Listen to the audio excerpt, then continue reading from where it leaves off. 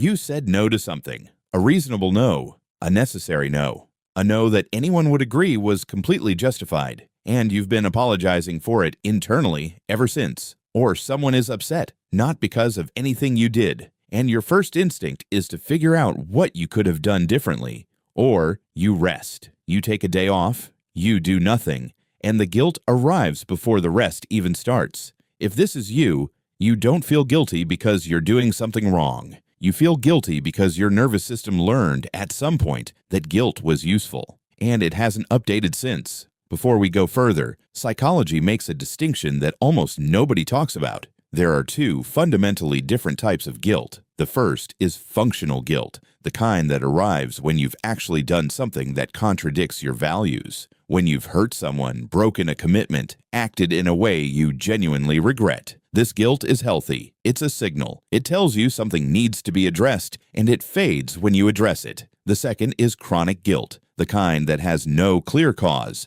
that arrives when you say no, when you rest, when you have needs, when someone around you is unhappy for any reason at all. This guilt doesn't fade when you address it, because there's nothing to address. It's not a signal about what you did. It's a pattern about who you learn to be. Here's where chronic guilt almost always begins. In early environments where a child's needs, emotional, physical, or simply the need to say no, were consistently met with disappointment, withdrawal, or punishment, the child learns a very specific equation. My needs cause problems for the people I love. My needs make things harder. Therefore, having needs is something to feel bad about. Psychologists studying shame-based development find that this equation, once internalized, doesn't remain limited to needs. It generalizes. Eventually, any act of self-assertion, asking for something, declining something, resting, disagreeing, taking up space, activates the same guilt response. Not because any harm was done, but because the nervous system cannot distinguish between asserting yourself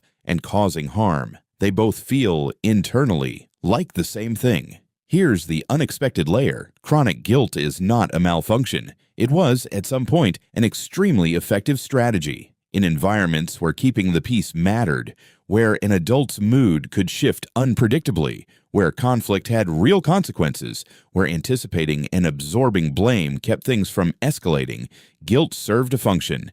It said, if I feel bad about this first, if I take responsibility preemptively, I can prevent something worse. Psychologists call this preemptive self-blame, absorbing guilt before anyone has assigned it, as a way of controlling the emotional environment. It worked. In the environment where it was learned, it genuinely worked. The problem is that the nervous system keeps using this strategy long after the environment has changed. You feel guilty at work when a colleague seems distant, even though you've done nothing. You feel guilty when a friend is having a hard time, even though you're not the cause. You feel guilty for existing in ways that inconvenience others. Not because guilt is appropriate, because guilt, once, was protective. And the nervous system holds on to what once kept it safe. Here's the mechanism that makes it so specific. People who feel guilty for everything tend to be highly empathic. They feel other people's discomfort acutely. They notice when someone is off, when a mood has shifted, when there is tension in a room.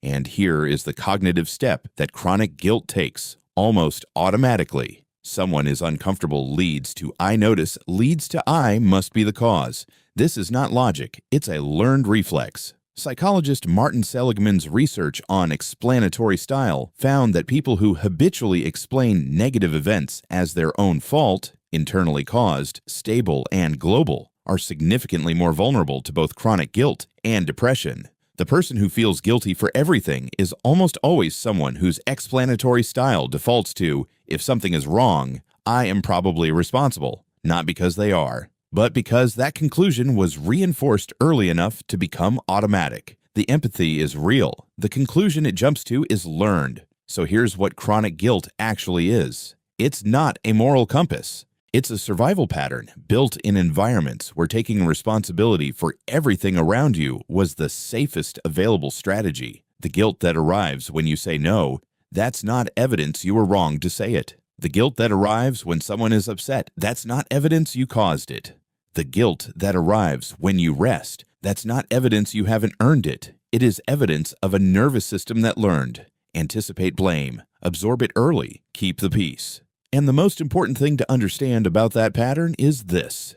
It served you once. It is costing you now. The path forward isn't to stop caring about the people around you. You already care deeply. That part was never the problem. The path forward is learning to distinguish between the guilt that is pointing at something real and the guilt that is pointing at nothing at all, just running on a pattern that was written a long time ago. The next time guilt arrives, before you accept it as evidence of wrongdoing, ask one question: what did I actually do? Not what might someone be upset about, not what could I have done differently, not what might this look like. What did I actually do? If the answer is nothing or something reasonable, the guilt is not information about your actions. It's information about your history, and that's a very different thing. If this video describes something you carry quietly, share it with someone who carries the same thing. And subscribe, because every week we go deeper into the behaviors, the patterns, the things about being human that nobody explains.